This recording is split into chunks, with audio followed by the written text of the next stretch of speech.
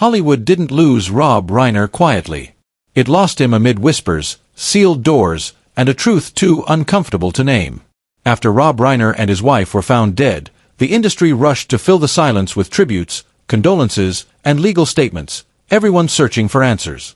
But one person already knew what had been unfolding behind closed doors. Sally Strs. She wasn't just a former co-star. She was Rob's confidant for more than 50 years, the one he trusted after the cameras stopped rolling on All in the Family. That's why she stepped forward to shut down the rumors spreading online.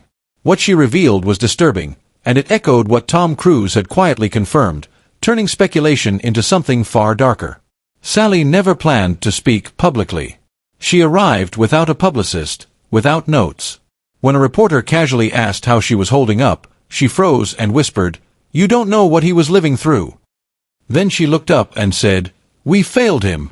In that moment, the story everyone believed collapsed. Sally and Rob spoke several times a week, sometimes late into the night. In his final months, Rob began calling her after midnight, only to hang up seconds later. When she finally confronted him, he snapped, "I can't talk long." He listens. Then the line went dead. 3 weeks before his death, Sally met Rob for lunch in Santa Monica. He arrived early, chose a corner table, and refused to sit with his back to the room.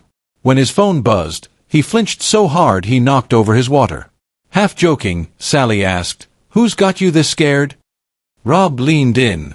"If I say it out loud, it becomes real." Then he added quietly, "Promise me, if something happens, you'll tell the truth." That promise is what finally broke her silence. Sally said the house changed before Rob did. The Brentwood home had once been full of guests, debates, and laughter. Suddenly, visitors weren't welcome. Rob demanded advance notice, even from lifelong friends.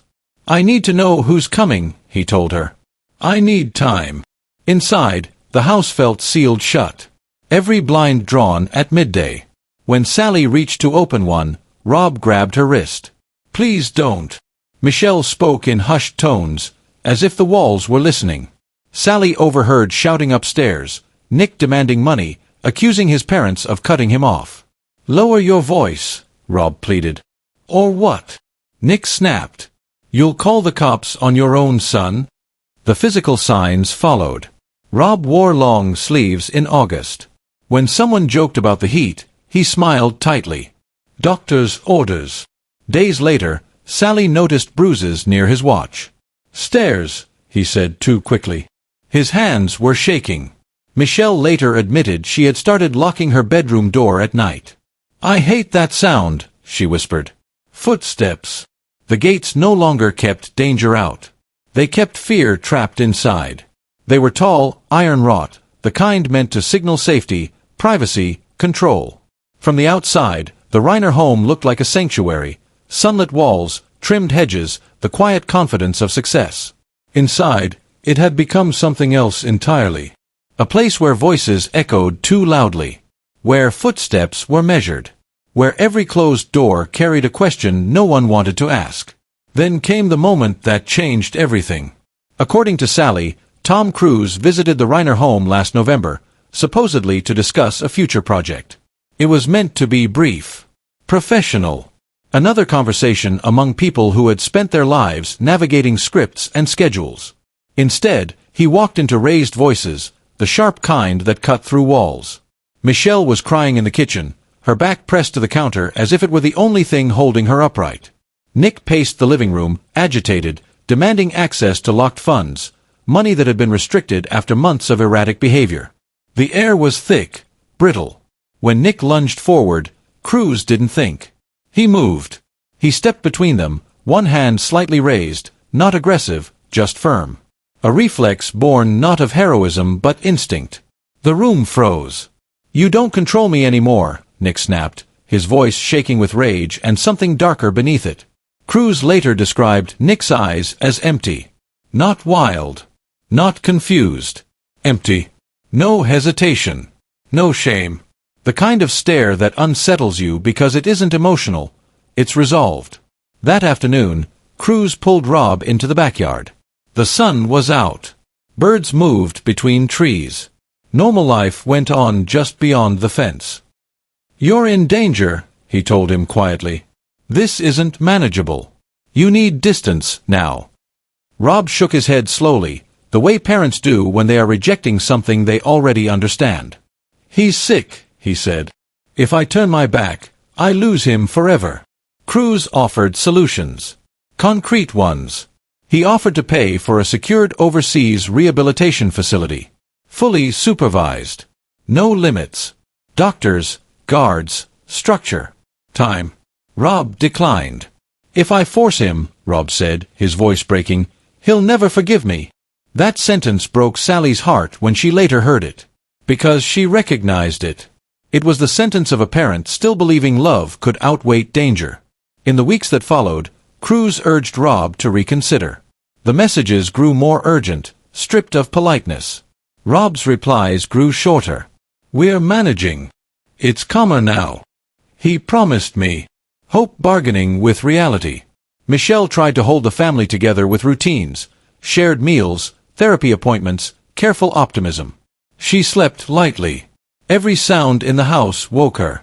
She learned the difference between Nick's footsteps when he was calm and when he wasn't. That is not something a mother should have to learn. On the final night, Rob didn't call the police.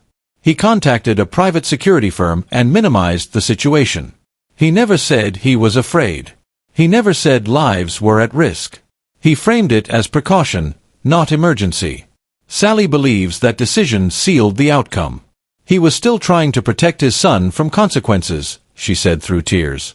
Even then, after learning of the deaths, Cruz reportedly said only one sentence. "I warned him, and he chose love." But Sally revealed something even more damning than a single decision. The danger wasn't hidden because no one saw it.